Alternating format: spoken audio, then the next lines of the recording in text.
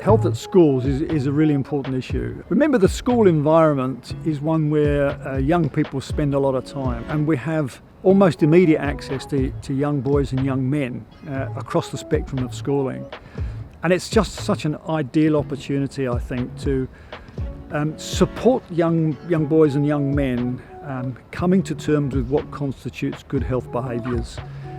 We know that boys engage in sometimes risk behaviours. I think the education space is one where we can actually work on that and say, okay, what's a positive risk? What's a negative risk? What's a risk that's not worth taking? And I think it also provides a range of other opportunities that aren't necessarily embedded within the curriculum. It might be sport, drama, or whatever it is. And I think if we can get young men and young boys involved in those activities to the level that they want to be involved at, it provides additional opportunities for us to really think about the broad scope of good health behaviours. So I think creating that positive health environment broadly is critical for a university sector.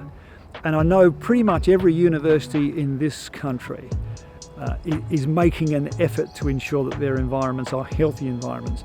The provision of facilities, access to services, support services, psychological, social services, advice, careers advice. A lot of this stuff looks as though it's actually disparate and separate, but it's not. All of these things are wraparound services for young people, and we've got to ensure, I think, that young men who come to university, 17, 18, 19 years of age, have an understanding that these resources are available to them to take advantage of, to be well informed about decision making, and I think to ensure that they give themselves the best chance to exit university a fully and well-rounded person. Within schools, teachers are role models, so we need to be promoting the right behaviours to students, whether that be in a physical sense, a social sense, emotional, mental health sense.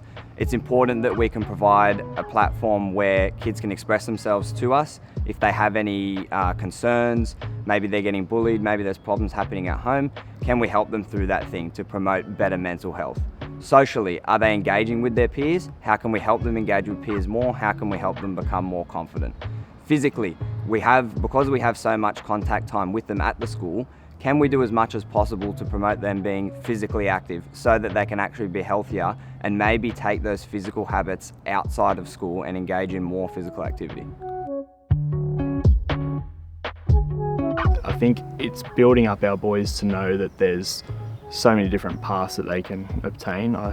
Working as a teacher in Mount Druitt especially, like working with these young boys and these young men, whether it's sporting or academia, but just to show them that there are ways out, there are ways around it, focusing on the things you love doing, your strengths, but that there's no right or wrong path, it's just whatever fits your life. I think there's a lot of challenges faced by young men in regards to their health. Self-doubt and the isolation is a big thing. I think there's such a prevalence now of exposure to drugs, alcohol from a young age.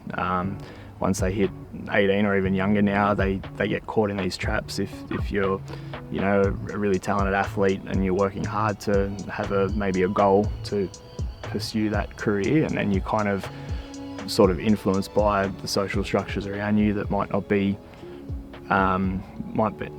you necessarily, but you don't want to miss out and you don't want to feel isolated. So you get caught in that, oh yeah, that won't hurt, and then next thing you know that they might be trapped in this sort of one-way lane.